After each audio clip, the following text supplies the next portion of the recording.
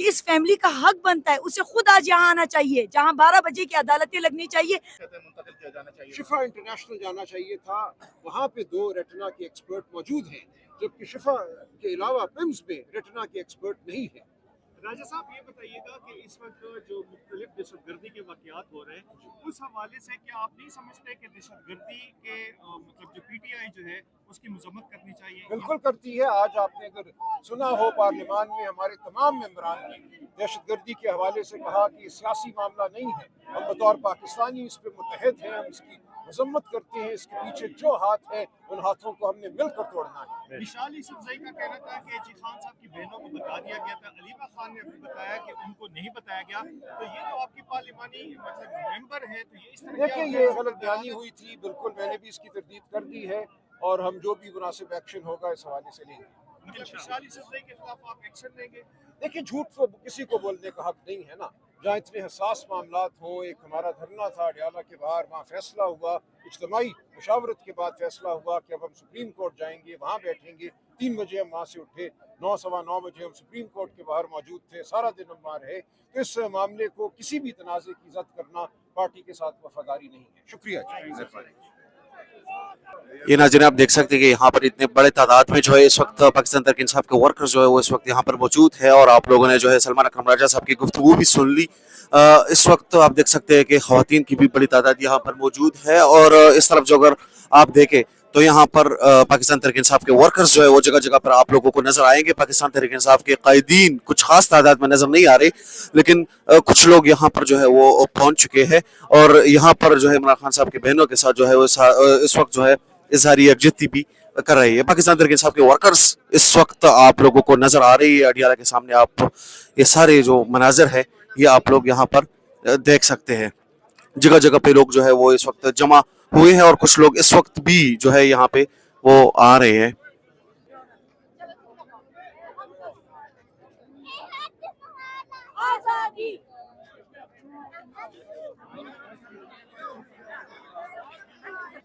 میم یہ بتائیے گا کہ آج پھر ملاقات کا دن ہے اور ابھی تک ملاقات جو ہے وہ نہیں ہوئی، کیا کہنا چاہیں گے کہ اتنے بڑے تعداد میں آج تو لوگوں کا تعداد بھی کچھ زیادہ ہی نظر آ رہا ہے، کیا کہنا چاہیں گے؟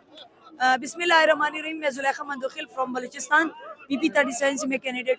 دیکھو عوام آتی جائے گی، یہ لوگ سمجھ رہے تھے کہ عوام کم ہو جائے گی.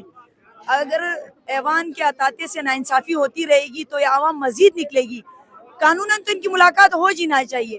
میرے خیال میں انسانی حقوق میں بھی خان صاحب کی ملاقات ان کی بہنوں کے ساتھ، ان کی وکلا کے ساتھ، ہم جو سیاسی ان کے جو ورکر ہے کینڈیڈیٹ ان سب کے ساتھ ان کی ملاقات ہو جانی چاہیے.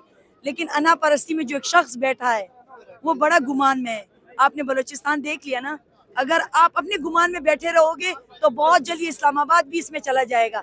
میرے خیال میں آپ کو عوامی مینڈیٹ، عوامی رائے، انسانی حقوق ان سب چیزوں کو ماننا ہوگا. آپ نے عوام کے ساتھ بیٹھ کر اس چیزوں کو چلانا ہوگا. آپ اکیلے اس ملک کو نہیں چلا سکتے. خان صاحب کی ملاقات تو 1-2 دنوں میں ہو جائے گی، لیکن یہ ظلم، یہ ستم، یہ عوام کا ٹائم ضائع کرنا، یہ نوجوان جو آج پڑھنے جا سکتے اپنے گھر کو سپورٹ کر سکتے، آج وہ اڈیالہ میں اس لیے بیٹھا ہے کہ اس کی امید وہ ہے. اس ٹائم کو ضائع کیے بغیر اپنی یوتھ سے فائدہ اٹھاؤ، اپنی خواتین سے فائدہ اٹھاؤ، ان ماؤں بہنوں سے اس ملک کو سنوارو، ان بچوں سے فائدہ اٹھاؤ جو آج آپ کے خلاف نعرے لگا رہے ہیں. میم علیمہ خان صاحبہ نے کہا کہ ہمیں یہ ان کی جو رپورٹ ہے اس پر ہمیں ویسی بھی یقین نہیں ہے جب تک ہماری مرضی کے مطابق ان کا علاج نہیں ہوگا. اس پہ کیا کہیں گے، کیونکہ ابھی تک تو رپورٹ آئی نہیں ہے؟ دیکھو اگر رپورٹ آئی ہے یا خان صاحب کا علاج ہوا ہے یا نہیں ہوا ہے، ہم تو کسی چیز پہ یقین نہیں کر سکتے. یہ ان کی فیملی کا حق بنتا ہے. یہ سپریم کورٹ کے اطاطے میں بیٹھا ہوا ایک شخص جو خود کو کہتا ہے کہ میں جج ہوں سپریم کورٹ کا، اسے یہ سینس نہیں ہے، اس کو یہ سمجھ نہیں ہے کہ اس فیملی کا حق بنتا ہے اسے خود آج یہاں آنا چاہیے جہاں 12 بجے کی عدالتیں لگنی چاہیے. آج پوری ان کی کیبنیٹ کو، جمال مندوخیل کو، باقیوں کو، سب کو یہاں آنا چاہیے. آپ 12 بجے کی عدالت لگا سکتے ان کو اتارنے کے لیے، تو آج ملاقات کے لیے یہاں آتے ہوئے آپ کو شرم آتی ہے. یہ اس فیملی کا حصہ ہے. ایک ماؤں بہنوں، میرے خیال میں ایک اسلامی جمہوری پاکستان جس میں ساری اقلیتیں محفوظ ہوں گی، آپ اپنے ہی عوام کو محفوظ نہیں کر سکتے ہو. اگر اس نے چوری کی ہے، ڈکیتی کی، وہ جیل سے نہیں بھاگا ہے، وہ انصاف کے دائرے کو قائم کرنا چاہتا ہے. لیکن جو انسانی حقوق ہے اس کو پامال مت کرو، اتنا پامال مت کرو کہ پھر آپ کو یہ دیکھنا پڑے کہ نیپال اور بنگلہ دیش ہو جائے. میں بھی یہ بتائیے گا کہ علیمہ خان صاحبہ نے ایک اور بھی انکشاف کیا. انہوں نے کہا ہے کہ شرف المروت جیسے لوگ یا مشعل یوسفزئی کی بھی انہوں نے بات کی. انہوں نے کہا کہ یہ پلانٹڈ لوگ ہیں.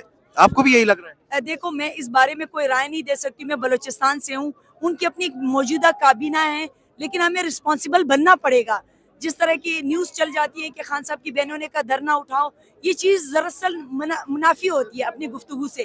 میرے خیال میں یہ فیصلے سلمان اکرم راجہ کو کرنے چاہیے. یہ ویلاگ, یہ ٹک ٹاک پہ باتیں, یہ ساری سلمان اکرم راجہ کا حق بنتا ہے. وہ ہمارا جنرل سیکرٹری ہے, وہ اس وقت جنرل سیکرٹری کے ساتھ ساتھ ہمارے انفارمیشن سیکرٹری بھی وہی ہے سمجھو.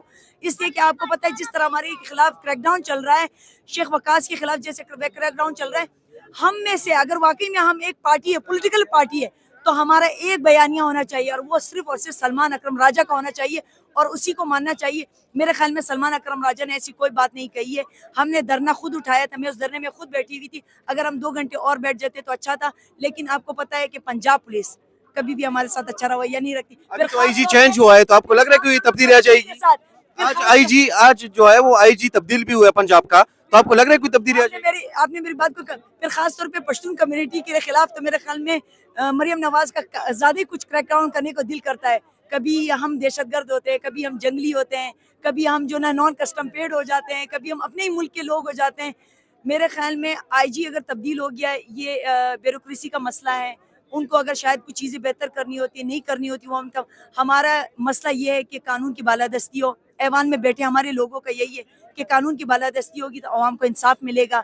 آج ہر شہری انصاف کیوں مانگ رہا ہے؟ آپ کہیں بھی پی ٹی آئی کا جلسہ کھڑا کر دو, ہزاروں لوگ کیوں نکلتے ہیں؟ ایک ہی نعرہ ہوتا ہے نا, رہا کرو, رہا کرو, اس ملک کو رہا کرو.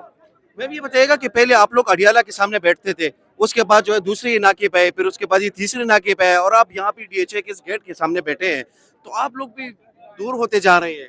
دیکھو ہم نہیں چاہتے, ہم تشدد پسند کبھی نہیں بنے ہیں. ہمیں تو خان صاحب نے, جب ہمیں لگا کہ ہمارا بہت سخت کریک ڈاؤن ہوگا, تو خان صاحب نے باقاعدہ زمان پارک میں ہماری گرومنگ کی, جو ہمارا حق بھی بنتا تھا کہ ہماری گرومنگ کرے. انہوں نے کہا دیکھو یہ ریاست ہے, یہاں پر ریاست میں کچھ ایسے لوگ بھی ہیں جو ملک میں فساد چاہتے ہوں گے, جو اس وقت کسی بھی یونیفارم میں ہو سکتے ہیں. ہم نے پرامن رہنا ہوگا, اس لیے کہ ملک کے لیے قربانیاں دینے والے ہی پرامن کہلاتے ہیں. ہمارے لیے رستے بھی بند کر دیے گئے, حالانکہ کہ وہ کتنے مشکل رستے تھے, ہماری گاڑیاں ٹوٹ جاتی تھی, ہم پھر بھی پرامن یہاں بیٹھے ہیں. ان بہنوں کو ابھی بھی امید ہے اس پنجاب حکومت سے کہ وہ بھائیوں کو ملائیں گے. اللہ کرے ایسے ہوں, لیکن مجھے کوئی امید نہیں ہے, اس لیے کہ بلوچستان کو پتہ ہے کہ ہمارے ساتھ پنجاب نے اور وفاق نے کیسے رویہ رکھا ہے. میں بلوچستان